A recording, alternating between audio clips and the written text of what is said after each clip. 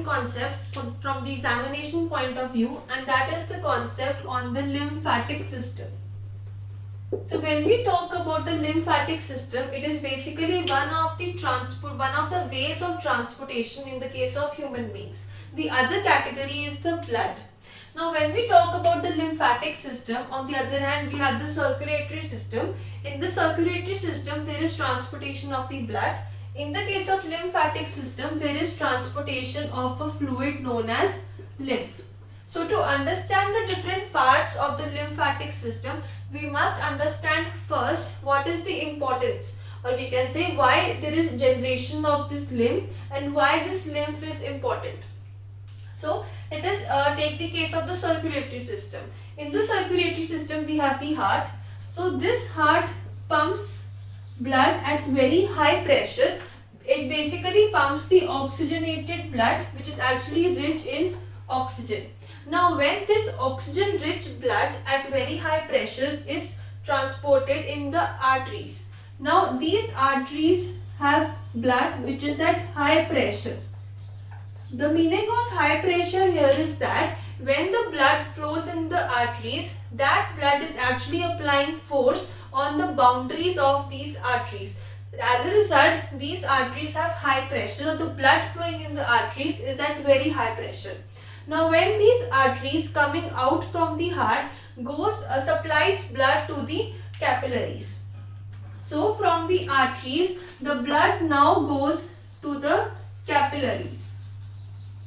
Now these capillaries have a very peculiar or very different design. These capillaries have small gaps in them.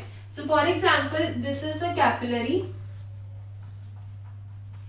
They may have small gaps in the design of these capillaries, and when the blood from the arteries at very high pressure goes inside these capillaries, there are chances that the blood may flow out of these gaps. Now what is the importance or what is the use of these gaps? If there were no gaps present in the capillaries, then the blood would flow in a continuous direction or in a continuous way. There will be no leakage of this blood. But the importance of these gaps is that we have cells all over the body.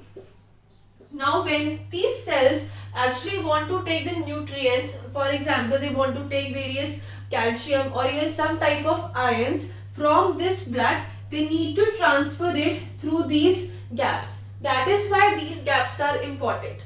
So we can say that when the blood transferring at very high speed from the arteries goes to these capillaries, there are chances or there is always a possibility, and it actually happens, that the blood comes out of these holes. Now when these holes are actually very small, so we can say that because blood contains RBCs, that is the red blood cells, it also has white blood cells, and it also has platelets.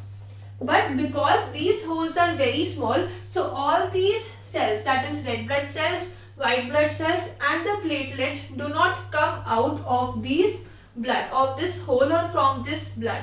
Basically what comes out is the plasma. So when the plasma, the liquid component of the blood, comes out, it fills the gap between these cells. So all these cells or the tissues or the space between these tissue is now filled with this plasma or some type of proteins. So proteins and plasma combined together forms the liquid known as lymph. So lymph is nothing but the leaked plasma coming out from the capillaries, because capillaries have holes and the capillaries contain blood flowing at very high pressure just coming out from the heart through the arteries. Now when this lymph is now produced between the intercellular space of the tissues, now it gets accumulated here. Now there are chances, if it remains at the same position, it will damage the cells and it will damage the tissues. Hence this lymph has to be transported to some different part of the body. Now for this transportation we have the lymph vessels. So lymph vessels basically collect all the lymph from different spaces between the tissues, and when they collect the lymph, it actually transfers the lymph. Now this collection is actually done in the lymph vessels. Lymph vessels actually is a combination of lymph capillaries. Now suppose there is a lymph vessel in something like this. All the lymph will accumulate in this lymph vessel, and these lymph vessels have walls. So these walls are basically allow the lymph to go in one direction, that is from the outer part, or we can say from the cellular part, it goes into the lymph vessels. So as soon as the lymph fluid comes inside the lymph vessel, all these walls get closed, so that the lymph does not go out into the cells or into the tissues. This is the main function of the walls present in the lymph vessels and the lymph capillaries. Now when all this lymph from different parts of the body is collected in the lymph vessels, it can either go in veins, it can either be transported to the veins because it is the actual part of the blood, or it may go into the arteries. Now in the case of arteries, if all these lymph from the lymph vessels are connected to the arteries, then again the same process will happen, because arteries have high pressure and they will connect it to the capillaries. Hence, lymph vessels are connected to the veins and not to the arteries, because in veins the blood is at low pressure, so there will be no chances of leakage of the plasma. This is how the entire lymphatic system is connected. We have the lymph generated because of the gaps and at high pressure. Then it is collected in the lymph vessels. Now the important point to note here is that there are chances that the liquid in the blood might contain some germs or some bacteria. Now if these germs or bacteria are transferred into the lymph, they might go into the veins and can damage other parts of the body, because they will now come in the circulatory system. So to avoid such things, or to avoid such germs, lymph vessels actually have nodes. And these are known as the lymph nodes. They are basically the junctions at which we have the white blood cells.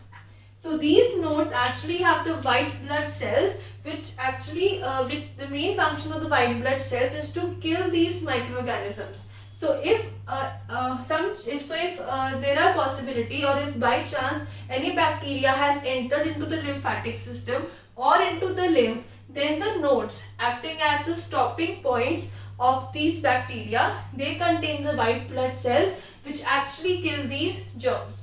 So we can say that we have two important functions of the lymph, that is the circulation of the plasma, or the circulation of the plasma along with amino acids, and the second is the killing or providing us immunity.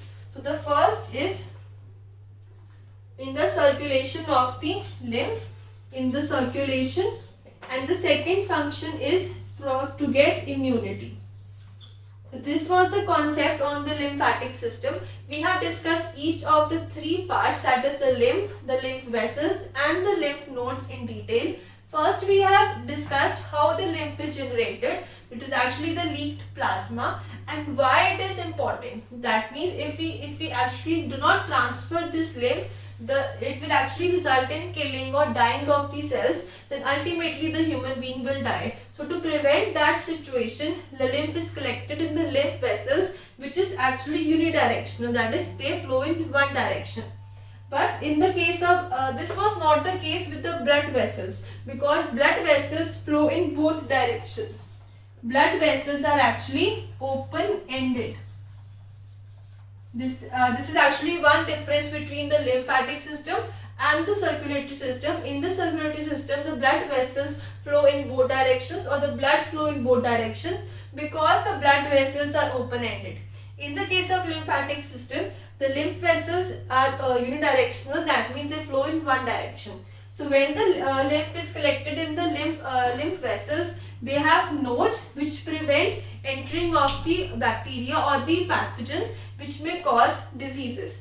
So this was the complete concept on the lymphatic system. You can always refer to the video on the circulatory system as well, offered to you by Abhyas Online. Then you will have a clear picture on how these two types of systems are different, yet they are similar in a way of transportation in human beings.